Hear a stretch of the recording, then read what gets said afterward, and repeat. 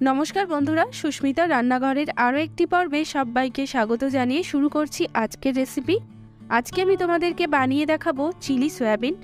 Chilli পনির, chilli chicken তো আমরা সবাই খেয়ে থাকি, চিলি সয়াবিনটাও কিন্তু খেতে খুবই ভালো লাগে। আর যারা মাছ মাংস পছন্দ করে না তাদের জন্য কিন্তু এই রেসিপিটা খুবই ভালো।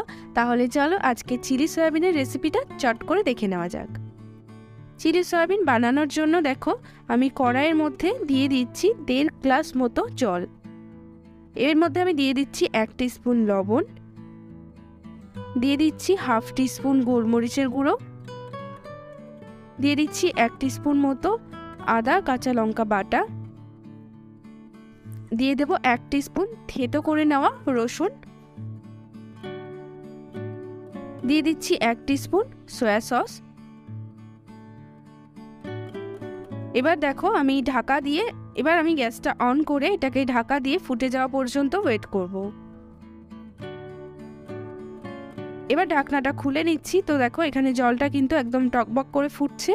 এই ফুটন্ত জলের মধ্যে আমি দিয়ে দিচ্ছি সয়াবিন। এখানে আমার 150 গ্রাম মতো সয়াবিন আছে। আবারও ঢাকা দিয়ে এটাকে রেখে দেব মোটামুটি 15 থেকে 20 মিনিটের জন্য একদম লো ফ্লেমে। আমাদের সয়াবিনগুলো কিন্তু এই জলের মধ্যেই সেদ্ধ হবে, আর সমস্ত জল যাতে সয়াবিনটা অ্যাবজর্ব করে নেয় ততক্ষণ পর্যন্ত আমাদের জলটাকে শুকিয়ে নিতে হবে। 20 মিনিট হয়ে গেছে, আমি ঢাকনাটা খুলে নিচ্ছি। তো দেখো এখানে সয়াবিনগুলো কিন্তু একদম সেদ্ধ হয়ে গেছে আর জলটাও মোটামুটি শুকিয়ে এসছে। আর একটু জল যেটা দেখা যাচ্ছে সেটাকেও আমরা একদম ড্রাই করে নেব। তো দেখো এখানে সয়াবিনগুলো কিন্তু জলটাকে পুরোপুরি অ্যাবজর্ব করে নিয়েছে।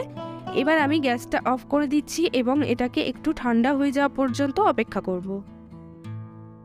সয়াবিনটা একটু ঠান্ডা হয়ে যাওয়ার পর আমি একটা মিক্সিং বোলের মধ্যে ট্রান্সফার করে নিয়েছি। এবার এর মধ্যে আমি দিয়ে দিচ্ছি 2 টেবিল চামচ মতো কর্নফ্লাওয়ার, দিয়ে দিচ্ছি 2 টেবিল চামচ ময়দা, দিয়ে দিচ্ছি অর্ধেক পাতিলেবুর রস। এবার সমস্ত কিছু খুব ভালো করে সয়াবিনের সাথে মিশিয়ে নেব। তো দেখো এখানে আমি সমস্ত কিছু ভালো করে মাখিয়ে নিয়েছি। তো এবার সয়াবিনটাকে আমরা ফ্রাই করব। তো ফ্রাই করার জন্য আমি কড়াইয়ের মধ্যে বেশ খানিকটা সাদা তেল দিয়েছি। তো তেলটা গরম হয়ে গেলে একটা একটা করে সয়াবিন তেলের মধ্যে দেব। একসঙ্গে যদি সমস্ত সয়াবিন দিয়ে দিই তাহলে কিন্তু সেটা দলা পাকিয়ে যাবে। তো তাই জন্য একটা একটা করে সয়াবিন দেব, আর যখন এক পাশ ভালো করে হয়ে যাবে তখন একটা একটা করে সয়াবিন উল্টে দিতে হবে। তো ঠিক এইভাবে আমাদের সয়াবিনগুলোকে বেশ লাল করে ভেজে নিতে হবে। তো দেখো এখানে ভাজা হয়ে গেছে, আমি এবার এই সয়াবিনগুলো তুলে নিচ্ছি।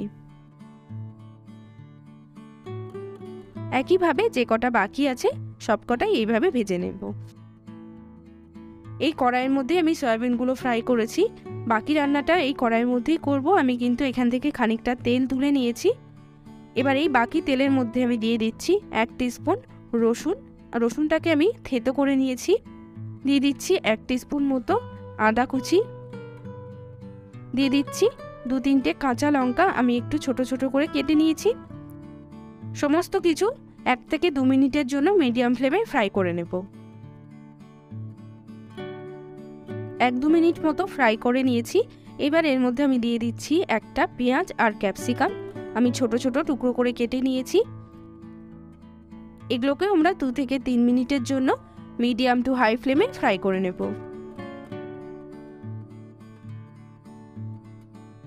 2-3 মিনিট হয়ে গেছে, আমি সমস্ত কিছু ফ্রাই করে নিয়েছি। এবার এর মধ্যে দিয়ে দিচ্ছি 2 টেবিল চামচ সস, দিয়ে দিচ্ছি 1 টেবিল চামচ ডার্ক সয়া সস। আমি সসের বাটিটা ধুয়ে সামান্য একটুখানি জল এর মধ্যে দিয়ে দিচ্ছি। এবার আমি এর মধ্যে দিয়ে দিচ্ছি 2 টিস্পুন চিনি। সমস্ত কিছু মিশিয়ে নিয়ে 1 মিনিটের জন্য একটু ফ্রাই করে নেব।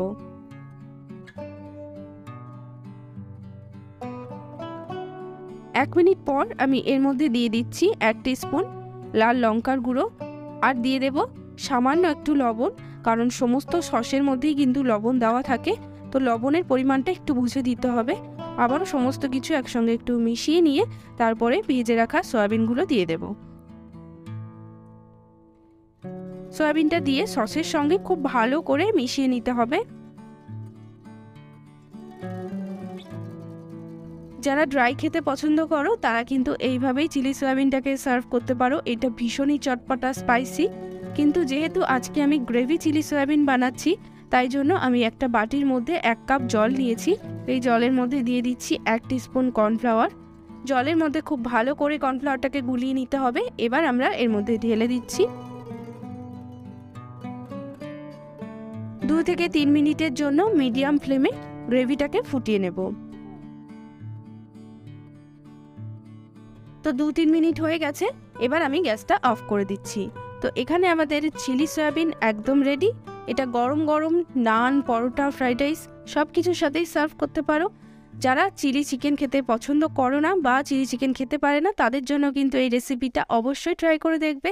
ভালো লাগলে একটা লাইক বা কমেন্ট করে আমাকে জানাতে পারো।